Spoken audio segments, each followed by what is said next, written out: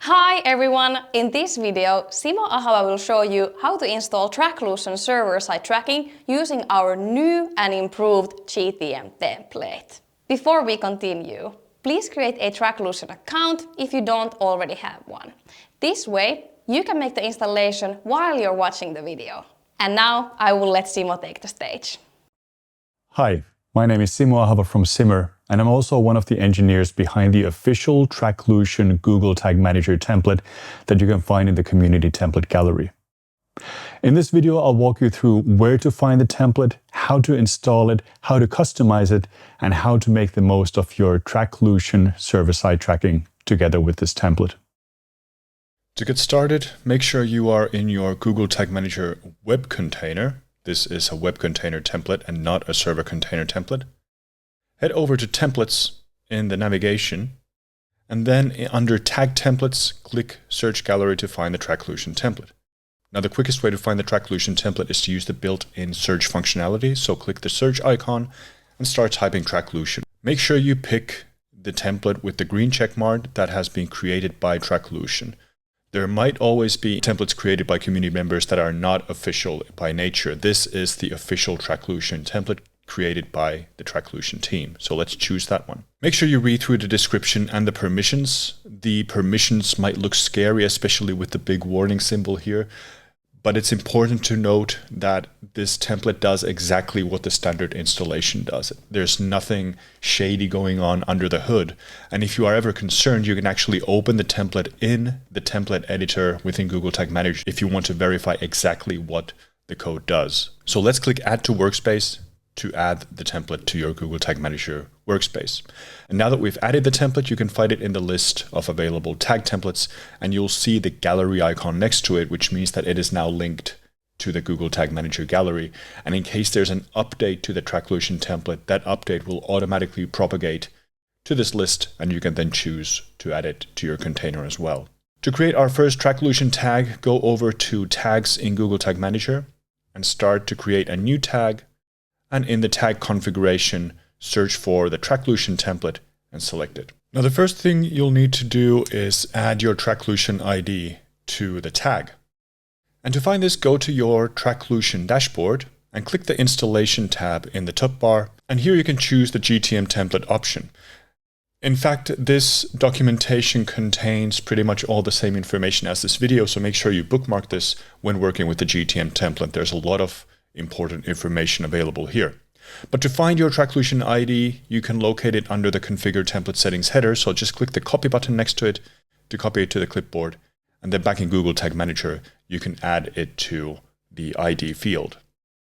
You'll need to do this for all of your tags that you create in Google Tag Manager, so it might be a good idea to store this as a Google Tag Manager variable, so you don't always need to copy-paste the exact value, but you can actually just use a variable in its stead. Now, before you do anything else, head over to the First Party Mode section in the Tracklution dashboard. Here, you'll be able to configure Tracklution to run in First Party Mode, which means that you basically host the Tracklution gateway on a subdomain of your website. This particular page instructs you on what kind of a DNS change you need to make. So you need to deliver these instructions to your IT or your system administrators so that they can add this entry into the DNS. Once this entry has been added, it means that all requests to Tracklution can actually be sent to this hostname visible in the First Party Mode dashboard. You can copy the hostname from this dashboard, head over to Google Tag Manager and paste it in the Tracklution domain field. It's important that you do this for all of your tags so that all of them make use of First Party Mode. It might take a few hours or even sometimes a couple of days for the DNS to propagate, but you can make these changes in Google Tag Manager immediately because Tracklution will automatically fall back on the default domain in case your custom domain doesn't respond to requests. We're going to keep page view as the event name, and then we'll add a trigger here. Let's go with all pages to make sure it fires on every page load. If you have a consent banner running on the website, then make sure that you configure your Tracklution tag to only fire when the necessary consent is available. If you're running Google's consent mode on the website, then the Tracklution template will be automatically sensitive to it, so you don't have to make any custom configurations. It will automatically read the consent state from the consent APIs and react accordingly. So if you have Google's consent mode running on the site, you're good to go with the default installation of Tracklution. But if you do want to be double sure that your tags don't fire unless they're allowed to, make sure you configure your triggers so that your Tracklution tags only fire when the appropriate consent has been granted. We're going to name this tag, then we'll save it. And then we'll enter Google Tag Manager preview mode. Now, if we go to the Tag Assistant, you can see that the Tracklution page view tag has fired once. And in the Tracklution dashboard, we can scroll down to find one event sent a few seconds ago that has the page view event name. I don't have any active connectors running in this example setup, but if you would have connectors, they would be showing up as firing with this page view event if that's how you've configured them. So now we've verified that the page view event works, and this is how you send standard events to Tracklution. But let's say we want to send a custom event with custom event parameters. Let's create a new tag in Google Tag Manager. We're going to choose the Tracklution template again as the tag configuration. We're going to add the Tracklution ID here. From event name, we can choose one of the built-in events, or we can go with a custom event. So that's what we'll do now. And we're going to call this custom event newsletter subscription. We'll assign a nominal value to it and choose euro as the currency. We'll also add a custom parameter to it. Just an important note that when you're using custom events or custom parameters and you want to send them forward to your connectors like the Metapixel or LinkedIn, make sure that you use event names and parameters that are supported by the vendor. Otherwise, you might find a mismatch between what you are collecting from the web and what you are sending through Tracklution to the marketing vendors. But we'll add a custom parameter here, and the custom parameter name is subscription form and the value is homepage. So we are providing metadata about the subscription. Where did the user subscribe to the newsletter? We're going to add a custom trigger to this. So we're using a newsletter subscription data layer event. Let's name this tag, click save. Then we're going to go back to preview mode. And we've now generated the newsletter subscription event here. And you can see that the Tracklution tag fired on this trigger. And back in the dashboard, if we reload it from the refresh button up here, we'll find that there was a new page view, which came when we reloaded the page with the updated preview mode. And then we have the newsletter subscription event with a custom value of 10 euros. And if we click the raw button, we can see the parameters that were sent with it. So we have a value, we have a currency, and then we have the custom parameter subscription form with the value homepage. So this is all the information we actually sent with the event. So as you can see, sending custom events is very, very easy using the Tracklution tag. You can also see how Tracklution automatically reformats event names to match what marketing vendors typically expect. So even though we sent the event name in snake case, so that was newsletter _ subscription, Tracklution converts it to camel case automatically. The next thing we'll try is e-commerce. So we're going to be collecting a purchase event on the website, and the purchase event is typically your key conversion. So getting it right is really, really important. And luckily the Tag Manager Tracklution template has some nice automations built in to make it a breeze to collect those important e-commerce events. So let's create a new tag. We're going to choose Tracklution, and then we're going to paste the Tracklution ID here again. This time we're going to choose the event name as purchase from the list of available standard events. And now you can see that some additional fields pop up. So we have event value and event currency here. You can populate them manually or with a variable, or there's one more option that I'll show you. You can scroll down to e-commerce parameters. And here we have two options. We can choose to send e-commerce data, and we can also include a partial purchase. And you can read more about partial purchases in the Tracklution documentation. In this case, let's choose send e-commerce data. And now the data source selector that appears means how does the tag source the e-commerce data? And we have three options here. GA4 data layer means that if you have this selected and the tag fires on an event that's accompanied with a data layer that is in the GA4 e-commerce format, then this tag template will automatically parse all the information from the GA4 data layer and collect it to Tracklution. You don't need to add any parameters to the tag itself. You don't need to populate the value or the currency. They're all copied from the data layer automatically. And that's assuming that you have the data layer in the correct format. If you have bits and pieces of the data layer in the correct format, or you have the e-commerce data available elsewhere, a very handy option is the variable option, which allows you to pick a Google Tag Manager variable, which returns a correctly formatted GA4 e-commerce object. So in this case, you need to make sure that whatever variable you choose here has the appropriate transformations and it returns the e-commerce object in the format prescribed by Google Analytics 4. The third option is to populate the fields manually. So here you can populate transaction ID, order value, coupon, and you can add them all manually to the tag like this. And that is in case you have them elsewhere. For example, if you want to scrape them from the page or pick them from cookies or local storage. Just note that items is a variable selector.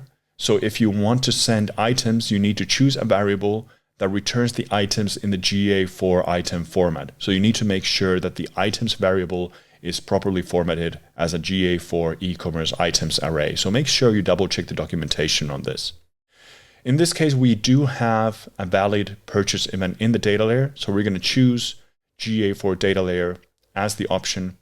We're going to trigger this on the e-commerce purchase event. Then we're going to name the tag, save it. We're going to preview the page again. And here in preview, we've created the purchase event. We can see that the Tracklution purchase tag did fire. If we open the data layer values, you can see that there is a valid GA4 e-commerce object with transaction ID, value, currency, shipping, tax, and then a couple of items. If we now go to the dashboard and refresh it again, you'll find that your events have been updated with the new value sent, and you can find the purchase event here. If you now click the raw button, we can see what was actually collected to Tracklution, and you can see that all of these values were automatically collected to Tracklution with the dispatched purchase event. So in this way, the template automatically sources your e-commerce information from the GA4 data layer, and all you need to do is create the tag and select that radio button. It's so easy to collect accurate purchase information and any e-commerce information into Tracklution. The final thing I'll show you is the all-important ContactInfo event, which allows you to collect consented first-party user data into Tracklution. So we're going to create a new tag again and choose Tracklution as the tag type. We're going to set the Tracklution ID as before, and the event name is going to be ContactInfo. When you select the ContactInfo event, all the other configuration options disappear and you'll see this ContactInfo list here. And now you can populate these fields appropriately. It's important to fire the ContactInfo tag only when these first-party identifiers are actually available. So typically this would be together with a purchase event or a subscription event when the user has actually volunteered their contact information, and you can pull them into this template using variables. So in this case, we have an email address and a phone number pulled in from a variable that is populated by the data layer, a first-party cookie, or some global variable that your developers have configured for contact information.